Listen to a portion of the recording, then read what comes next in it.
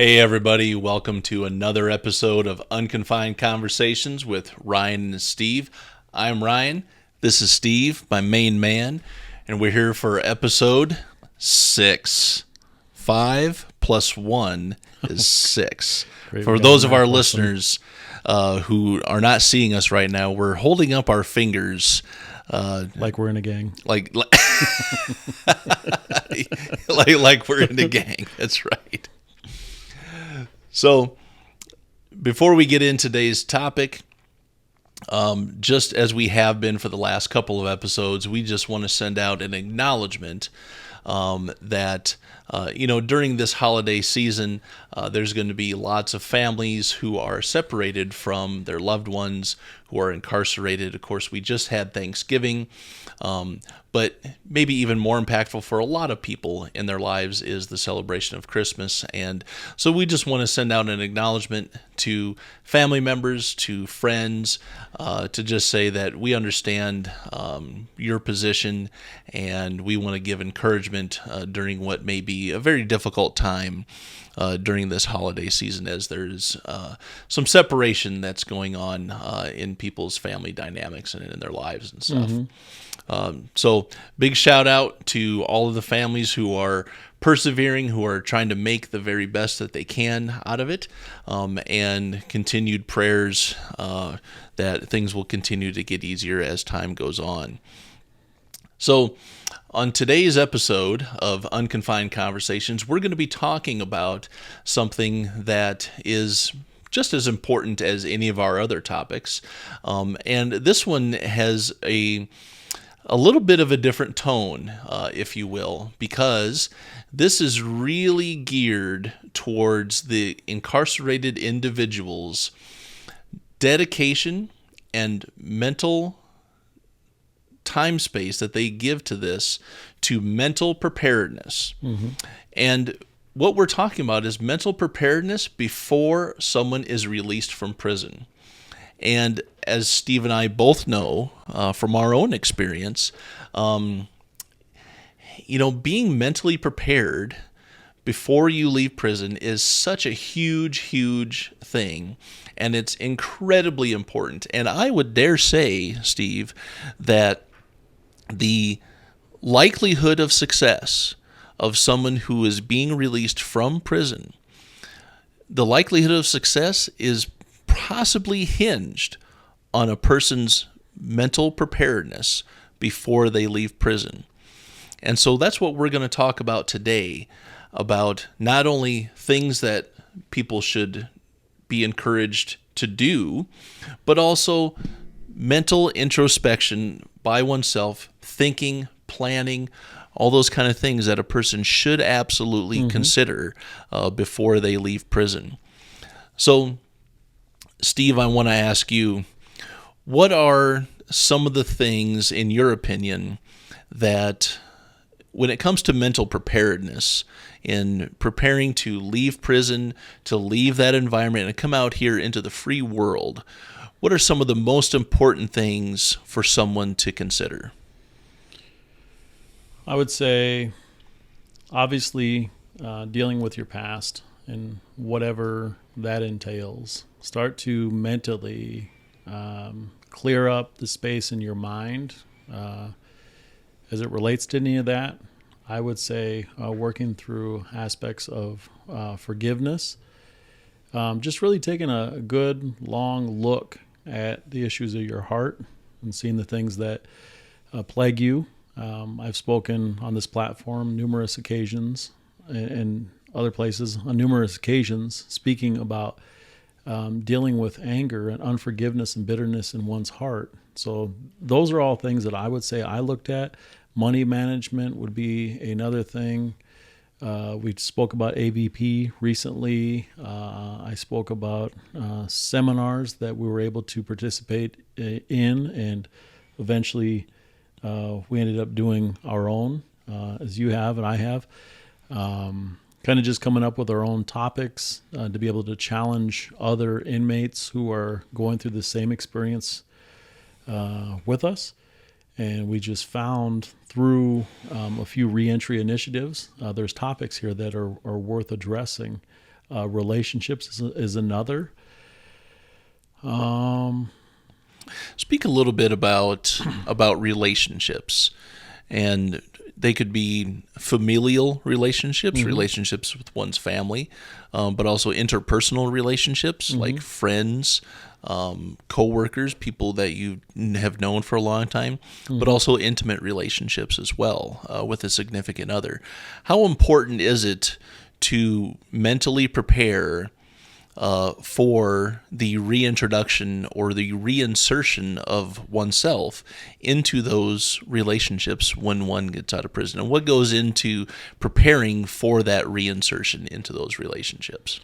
I would say start with having good communication or social skills. One of the things that prison tends to strip from us is this ability to be able to talk across lines to each other. That's, I think, one of the reasons why you and I are such good friends is there's a unspoken divide between us. I'm a Christian, you're a practicing Muslim. Automatically people say, well, those guys shouldn't be talking to each other. Those guys shouldn't be, having interaction with each other. Those guys should not be on the same platform sharing on a podcast, together. But yet here we are. And I think a lot of that hinged so much on communication. I remember the day I met you. But having and developing good communication skills while you're in to be able to help you navigate the terrain of prison life, prison politics, misunderstandings, disagreements, arguments, all those things that you deal with, because those really prepare you. Developing good communication skills prepares you for life on the outside to be able to talk, to speak with those people that you need to communicate effectively with, to include your family, your employer, your parole officer, the police when you get pulled over. Yes, I've been pulled over a few times for speeding. But to be able to communicate effectively, I think is an important thing to develop as you're getting out. And I'll tell you this much, because I was just having this conversation with a loved one today. We were just conversing about. I don't even know how we got to this topic, but I made the comment. I said, on your phone, and I'm holding my hand in front of my face, representing a phone. On your phone all the time, supposedly communicating with your loved one, your wife, your friend, whoever, is not really communication. It's texting somebody else. Maybe occasionally we have a phone call conversation with someone else, FaceTime, whatever. But really, we've lost the art of just sitting down and talking, conversing with one another. So it's almost as if, those ways of interacting with people, texting, FaceTiming, whatever it may be, they are communicating, but I would dare say that you're really not connecting with people. You may be communicating, but you're really not connecting. Right. And that creates a distance. Sure. Certainly. And I think for people like you and me, who were in, or maybe even especially you and me, who were in for a very long time, learning how to communicate effectively and differently. And I think maybe that's a key word here. The way of learning how to communicate differently than what prison culture fosters as far as communication styles and communication guidelines, right? When you learn how to communicate differently, that's where mental preparedness for getting out of prison really comes in, because the way that you communicate with people inside a prison, other inmates, officers, staff members, a lot of times that just can't be the way that you communicate with people out here, because you'll start to push people away. You'll keep people at a distance. They'll look at you like, why are you talking like that? So then, maybe people are less prone to wanting to talk to you, interact with you, invite you over, et cetera, et cetera. And so then integration really becomes very difficult. Sure. All because of communication. Or the lack thereof. or the lack thereof.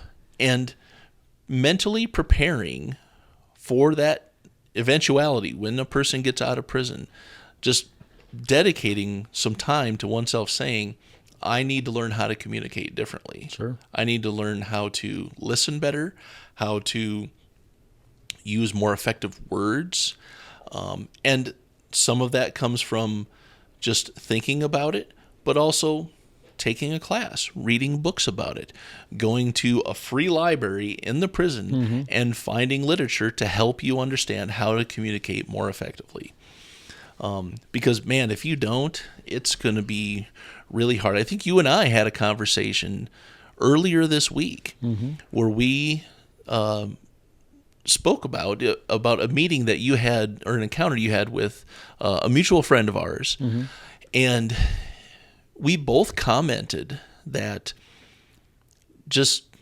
maybe just a minute or two in this man's presence, it was so obvious that, oh yeah, this guy's been in prison.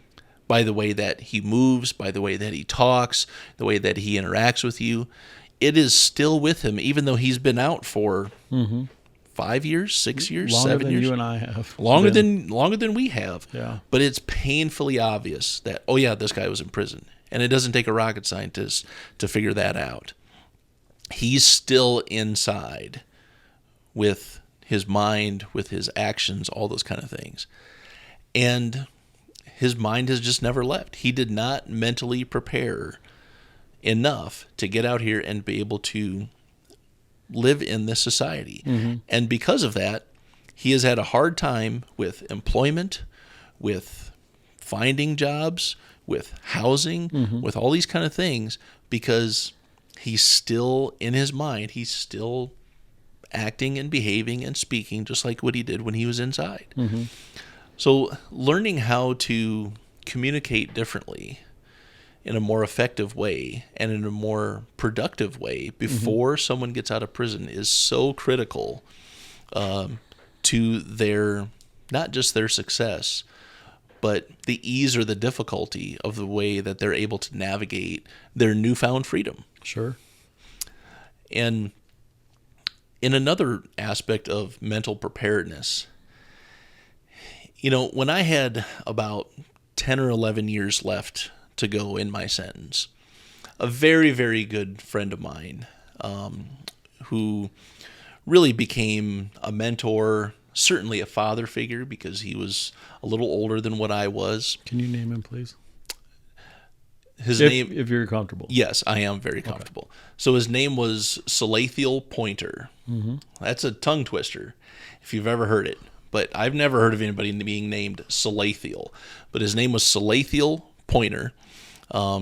He was a very, very nice man, generous and kind, and really embraced his role as an older man into the lives of younger men.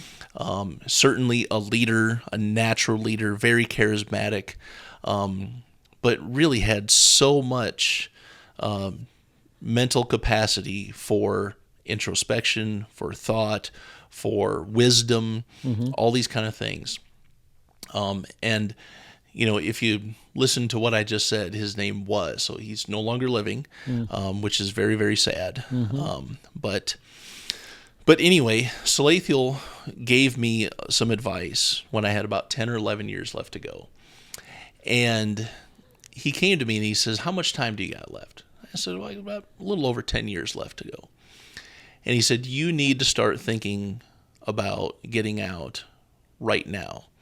You need to start planning for employment, for finances, for housing, for clothes, for all these kind of things, in addition to how are you going to reintegrate into your family's lives. Right, that especially. And maybe even that especially. And I kind of looked at him kind of strange, like, man, I still got 10 years left. What are you talking about? He said, you think that you have a lot of time. He said, but you really don't. He said, before you know it, 10 years turns into 5, 5 turns into 2, 2 turns into 1, and then if you haven't dedicated the time to preparing yourself, you will be scrambling at the end trying to get this stuff figured out. And when you do that, you will not serve justice to any of those aspects of your life Sure. that you needed to do it. So I heeded what he had to say, and I started to slowly just mentally prepare. And of course, there were some things where I couldn't because I just didn't know the answers. But other things I did. And then as time got closer, 2 years, 1 year, 6 months, I wasn't scrambling at that point. Right. So was I still nervous? Did I still have anxiety? Absolutely. But it wasn't nearly as high because I had already had things figured out. Sure. As much as I could anyway, Right. of course. But just someone giving me that advice to start being prepared really set the table for me to be able to set things in motion much, much earlier. And I think you and I have both been witness to what the effect of long-term mental preparedness compared to short-term procrastination will do for someone who is getting out of prison. People who plan and prepare are much better suited when they come out here, whereas people who do this, and for our listeners, I'm twiddling my thumbs. If you're old enough to know what that is, twiddling your thumbs, just moving them around. You're just sitting and waiting. Right. You're just waiting, like you are in a doctor's office. You're just waiting. So then there is no preparedness. Right. You're just flying by the seat of your pants. And we've witnessed those who prepare, most of them don't come back. Most of them lead a productive and successful life because they have mentally prepared. For sure. But those who have not prepared, who just like, well, I'll just, whatever happens, happens, then usually they come back. They recidivate. Right. They have a struggle when it comes to living on the outside. Right. We were conversing about the topics that we're going to speak about, and we're going to get into a subject that deals with the difficulties of not making those adjustments, not being mentally prepared to make that transition from inside life to outside living, from living amongst friends, and I would even say family on the inside, to now living with your family on the outside and your friends and your loved ones out here. We hope to address that one day. And not that we're professionals, but definitely we want to address that in a way that I think does it justice. And more than anything, for the listener out there today, more than anything, we know that there's a host of loved ones represented in our listening base. And you, of all, influence and encourage and pray for and speak with and write and message and text and phone calls. Do everything in your capacity to encourage your loved one to make these preparations today. My brother spoke about 10 years before he was released. Someone was in his face sharing this wisdom with him. For me, it was 5 years before I got out. Mr. Montgomery, I'm going to give a shout out to him. He walked with me one day and he said, "Brother, you're not always going to be here. And you need to remember that." He said, "It's what you leave behind that's important." He said, "You've created a legacy in here. You've been a leader in here. You've made changes in here. You've challenged others while in here, but you're not always going to be here, and you need to start preparing to get out."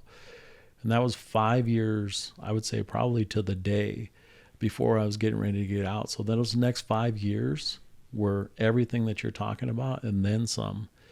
And I would say the then some was really just getting busy with all of the things that I had put down on a list somewhere. Like, hey, one day I want to do this. One day I want to do this. One day I want to do this. These were all goals, accomplishments, and dreams while incarcerated.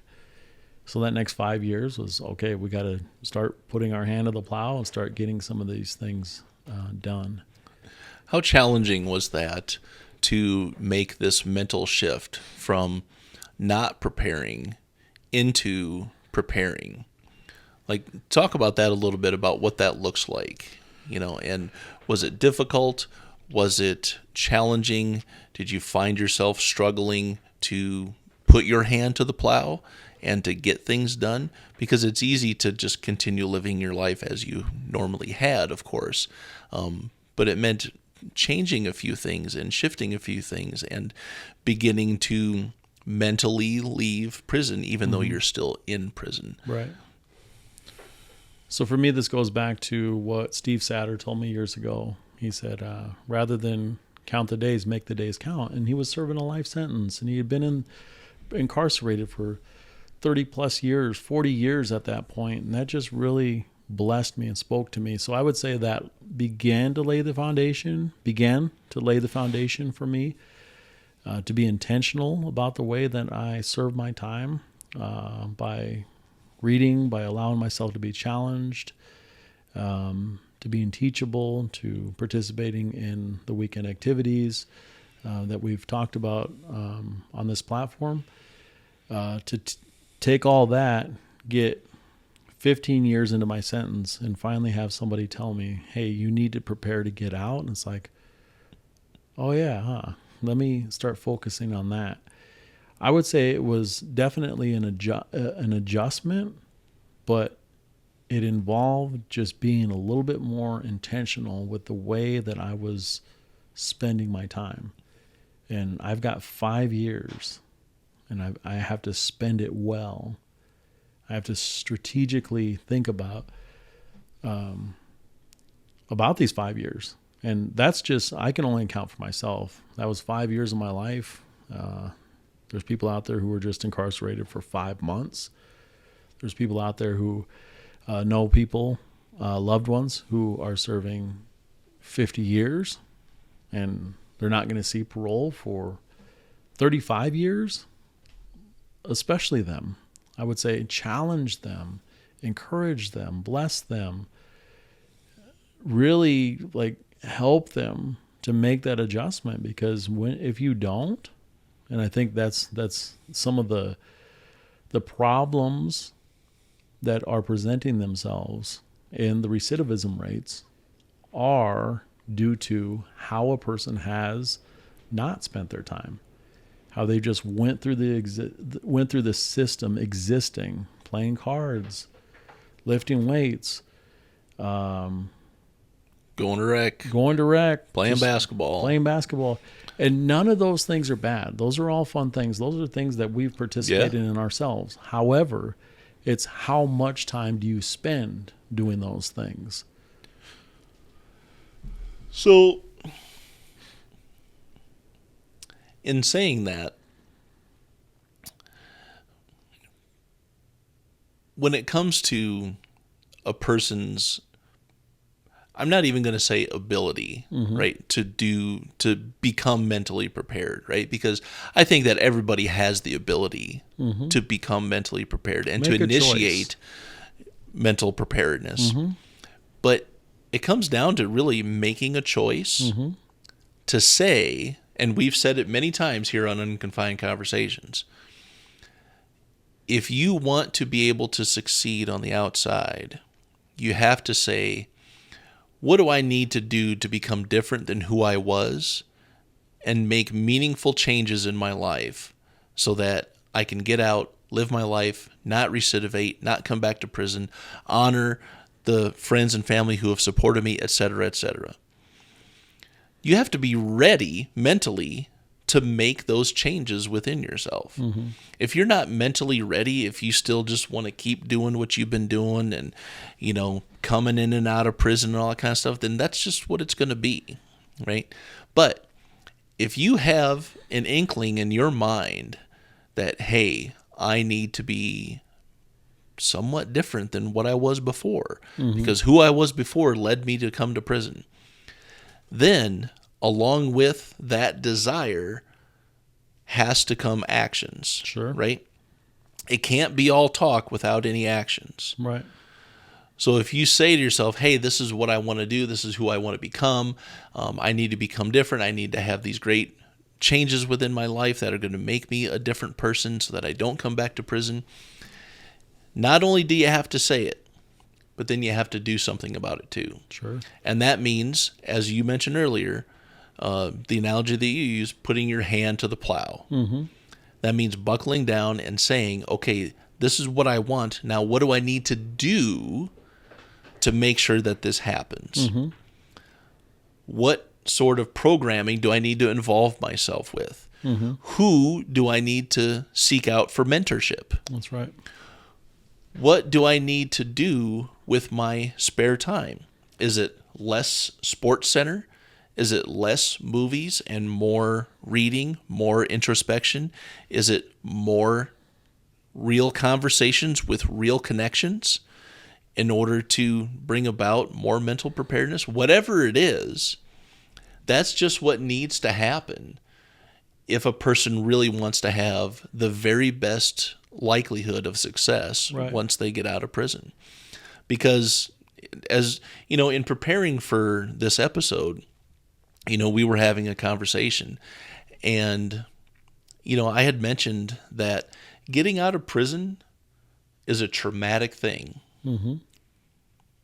It's a very happy thing. It's maybe one of the most monumental things that's ever happened in a person's life is when they get out of prison, because they have their freedom, they have the ability to see their friends and family, they have the ability to go and do the things that they always have liked to do.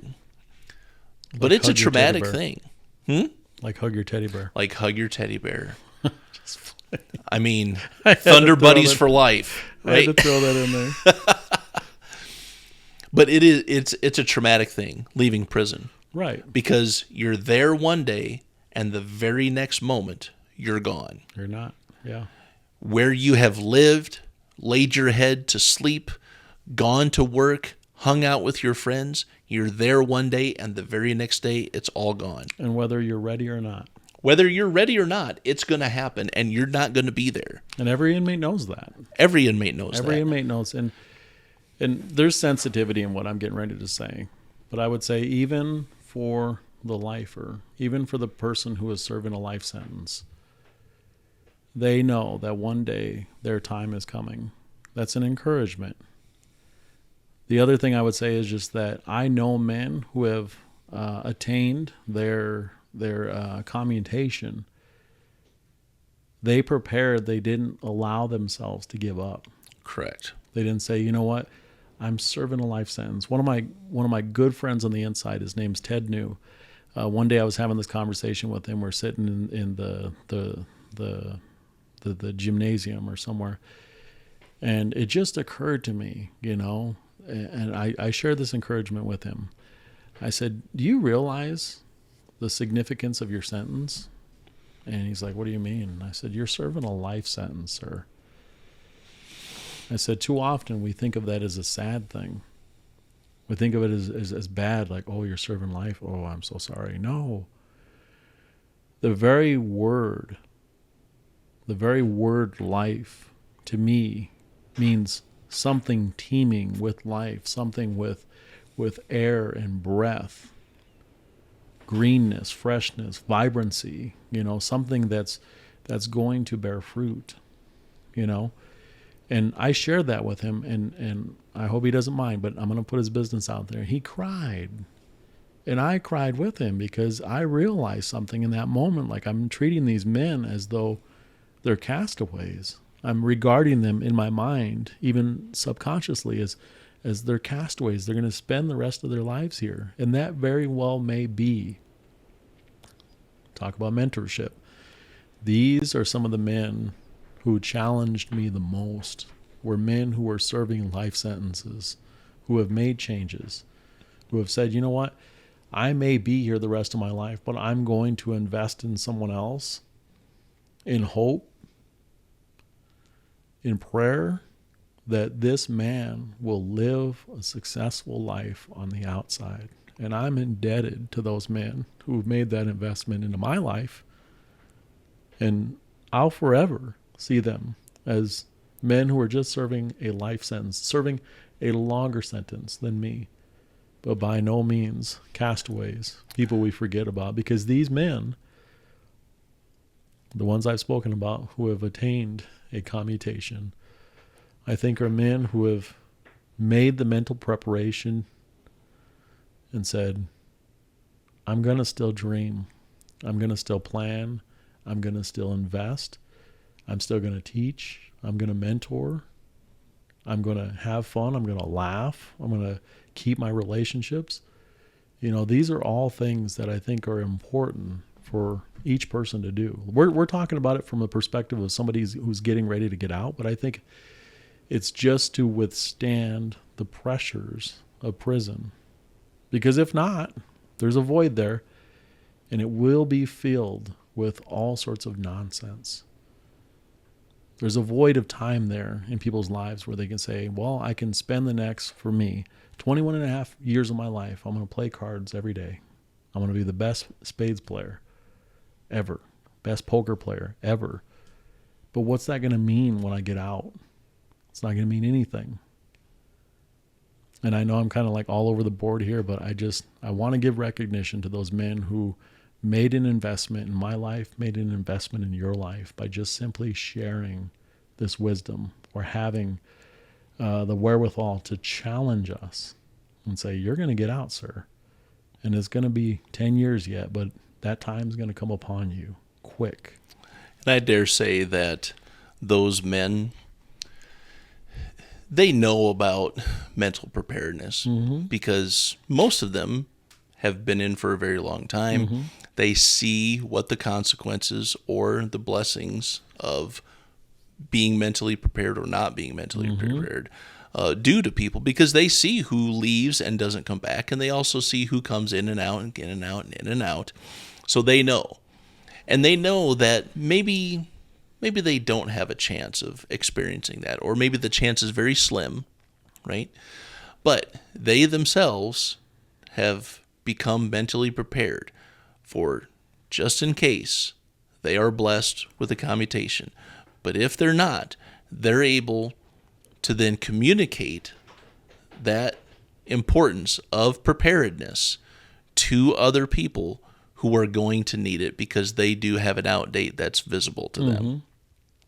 And that's exactly what happened with you and I. We had older guys, a lot of them lifers, long-timers, who said, you know what, these young guys are going to get out one day and they need to be mentally prepared, because otherwise they're going to come back in here and they're going to spend the rest of their lives in here with me, right? And that's not what they want. Right.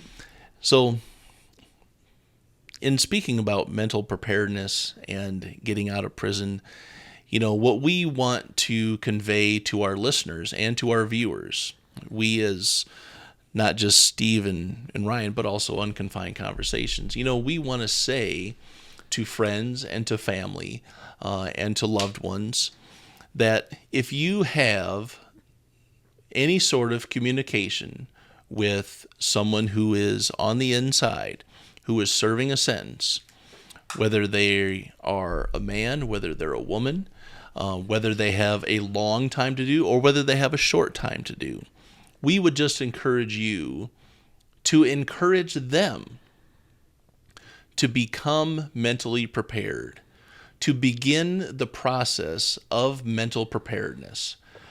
Because without mental preparedness, the likelihood of success when you get released is going to be very, very slim. But through mental preparedness is going to foster a much better likelihood of being successful. Now, is it going to answer all of a person's questions? Is it going to tell someone exactly what every challenge is going to look like when they get out of prison? No, absolutely not. There's some things that Steve and I, as much as what we mentally prepared, some things were just a surprise. We just had to figure out once we got out here. Like, how do I use a cell phone? How do I go pay for insurance? What is this self-checkout thing at the grocery store? Like all these things, some things you just can't know. You can't know how your family's going to react to you getting out of prison. You don't know what that's going to look like. So some things you just can't really prepare for, but you can at least be prepared to encounter those things. And so we would just encourage our listeners and our viewers to then encourage their loved ones, their friends, their family members who are incarcerated to begin the process of mental preparedness. Because then the likelihood of success is much, much greater. And the ease of transition into or from incarcerated life into free life is going to be much, much smoother. So we want to make sure to do that. We want to encourage you to give that encouragement. And as Steve mentioned, we're going to be talking here in the near future about some very, very important things when it comes to reentry and what some of those family dynamics look like, what some of those social dynamics look like, and the challenges that arise from that. It's a very, very deep subject, and we're really going to do a deep dive into this subject in order to really do it justice. So until next time, check us out on our social media platforms. Check out our long-form episodes on YouTube and Facebook. Also, check out our links on X. And for our listeners who like to listen to podcasts, whether it's in the car, while you're working out, riding your bike, whatever you're doing, check us out on iHeartRadio, Amazon Music, and Spotify. And make sure to hit that like button and subscribe. And also share with all of your friends and family, and share with those who you think could benefit from hearing what our conversations are. So until next time, I'm Ryan. This is Steve, and we'll see you next time here on Unconfined Conversations.